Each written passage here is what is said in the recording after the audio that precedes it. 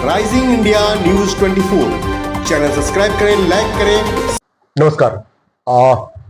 हमें महामंडलेश्वर बाबा यतीराम जी के सामने में दासना में अभी पहलगाम में आतंकवादी हमला हुआ है और ये आतंकवादी हमला सुनियोजित प्रायोजित था। हिंदुओं को टारगेट तो हमेशा किया गया है, सॉफ्ट टारगेट कहें या जैसा भी कहें, हमेशा हिंदुओं पर हमला होता गया है। ये पहली बार ऐसा हुआ है कि मीडिया, शासन, प्रशासन सबने माना कि सिर्फ हिंदू को ही मारा गया, पूरी तरह जांच के परख करके। बाबा जी क्या कहना चाहेंगे इसके ऊपर? देखिए, कहने के लिए कुछ बचा नहीं है और स्थिति अभी ये तो एक भराब ये रोज इसी तरह के कांड होंगे।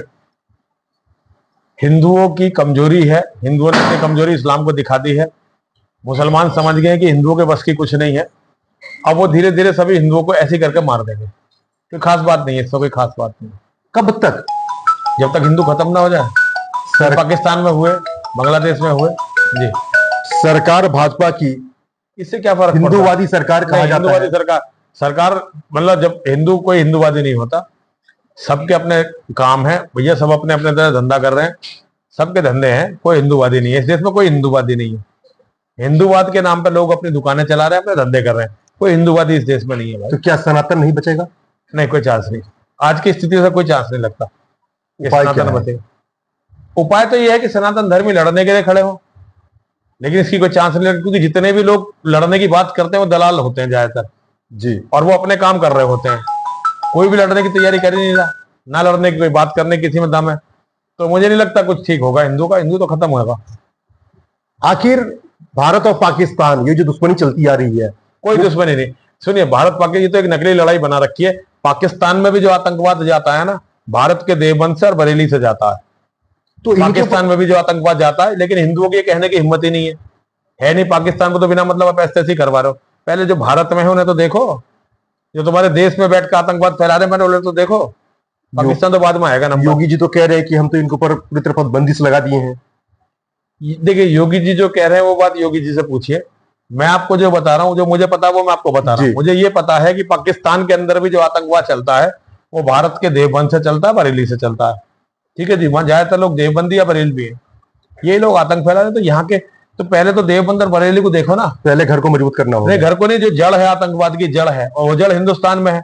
जड़ पाकिस्तान है। पाकिस्तान भी ठीक है, दुश्मन है, दुश्मन है हमारे। तो देखिए, उसकी तो कोई दिक्कत नहीं है। तुमने इतने सारे एटम बम काहे के लिए बनाए? एक एटम बम डालो ना वहां पे, खत्म बात। लेकिन जो तुम्हारे घर के अंदर छिपे हुए जिहाद है, तुम असल में सारा क्या है कि लोग, किसी को भी हिंदुत्व की लड़ाई नहीं लड़नी है, किसी को भी हिंदू को बचाना नहीं है। हिंदू को बचाने के नाम पर सबको अपना अपना धंधा करना है जी। किसी को भी हिंदू बचाना नहीं है। हिंदू बचाना होता तो हिंदू की लड़ाई कभी कहीं कहीं पहुंच जाती, लेकिन किसी को भी हिंदू को नहीं बचाना। छोटे से छोटा और बड़े से बड़ा आदमी वो हिंदुत्व के नाम पे अपने धंधे चला रहा है।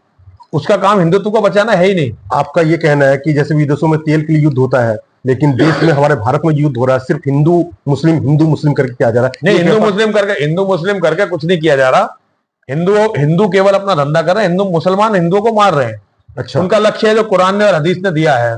मोहम्मद के जीवन से, कुरान से, हदीस से, उनका अल्लाह उनसे यही चाहता है। लेकिन हिंदू इस तरफ कुछ नहीं देख रहा है। हिंदू को इस बातों से कोई मतलब नहीं है कि उसके बच्चे कब मरेंगे, उसकी औरत कब गुलाम होगी। हिंदू को इस बात से मतलब है कि उसका पैसा बनता रहे। हिंदुत्व के नाम पे जो भी लोग आज आपको दिखाई दे रहे, चाहे आप मुझे गिन लें, सब लोग भैया अपना पेट भर रहे हैं, अपना धंधा चला रहे हैं। किसी को लड़ाई नहीं करनी है। और लड़ाई के बिना कैसे जीतोगे? आपको भी तो बार बार रोक दिया जाता है। हाँ, तो मैं भी उन्हीं, अगर मैं, सुनो, मेरे में दम होता तो मुझे कोई कैसे रोक देता? मेरे में दम है ही नहीं। अगर मेरे में दम होता तो मुझे रोकता कोई क्यों? मेरे में भी दम नहीं है भाई। सब बेकार की बात है। हिंदू कोई नहीं बचा रहा। मैं तो किसी हिंदू को बचा नहीं सकता भाई। अगर हिंदू कहता हो कि मैं हिंदू, भैया मैं किसी को बचा नहीं। मैं अपनी जान बचाना बड़ा भारी पड़ रहा है। अपनी जान बचाने के लिए मुझे महीने में कई लाख रुपए खर्च होते हैं भाई। मैं तो हिंदू को बचा नहीं सकता, ना मेरा कोई हिंदू को बचाने में कोई इंटरेस्ट बचा है। जब ये कौम बचना ही नहीं चाहते तो हम लोग इसमें क्या कर सकते हैं? एक मुस्लिम कोई भी बयान जारी करता है, उसके ऊपर कोई कार्रवाई नहीं हो पाती है। मुस्लिम कत्ल करता तो कार्रवाई नहीं होती। उन्होंने नाम पूछ के मार दिया लोगों को, धर्म पूछ के मार दिया। क्या कार्रवाई हो रही है उन पे जिन्होंने अब आतंकियों को ढूंढ रहे हैं? अरे आतंकियों को ढूंढने से क्या फायदा है? ये भी तो ढूंढो कि आतंकियों के कहां कहां कनेक्शन है जी। तो आप बयानों की बात कर रहे हैं। मुसलमान तो कत्ल कर रहे हैं। मुसलमान खाली बयान थोड़ी दे रहे हैं। उनके कत्ल से तो डरे हुए नेता कि कहीं हमारा कत्ल ना कर दे, इसलिए वो मुसलमान के खिलाफ बोल ही नहीं रहे। इस्लामिक आतंकवाद पूरी तरह बन चुका है, जिहाद है ये, आतंकवाद नहीं है, जिहाद है। जिहाद है। जिहाद फी सबिलिल्लाह, ये अल्लाह की राह में होने वाला जिहाद है। तो आखिर हिंदू या स्वयं हम सब अपनी सुरक्षा कैसे करें? देखिए, आप मजबूत होइए, घर को मजबूत करिए, घर में ज्यादा बच्चे हों और बच्चे लड़ने में सक्षम हो, तभी बचेंगे आप। अपने पड़ोसियों से, अपने रिश्तेदारों से रिश्ते मजबूत रखिए, अपने घर को मजबूत करिए। आप हिंदुओं में सबसे बड़ी समस्या ये क्या है कि हिंदू कोई खुद नहीं जग रहा है, दूसरों को जगाते हुए सब घूम रहे हैं। उनसे पूछो भाई तू क्या, उसका ना हथियार मिलेगा ना उसके घर में बच्चे मिलेंगे, केवल दूसरों, क्योंकि अपने जगाने में तो कष्ट होता है, दूसरों को जगाने में चंदा मिलता है। तो हिंदू को सारा काम केवल पैसे के चक्कर में करता, सारे संगठन, सारे बाबा जी सब पैसे के चक्कर में लगे हुए हैं। हिंदू की ना किसी को जरूरत है, ना कोई हिंदू को बचाना चाहता, ना हिंदू बचेगा इस तरह से। बाबा जी, एक चीज और देखी जा रही है, हिंदुओं में एक कमी, जातिवाद में बांटा जा रहा है हिंदू को। जातिवाद में हिंदू पहले से हिंदू कोई नई बीमारी नहीं है। जातिवाद में हिंदू पहले से बटा हुआ है, हजारों साल से हिंदू जातिवाद में बटा हुआ है। ये कोई नई बीमारी नहीं, बहुत पुरानी बीमारी है।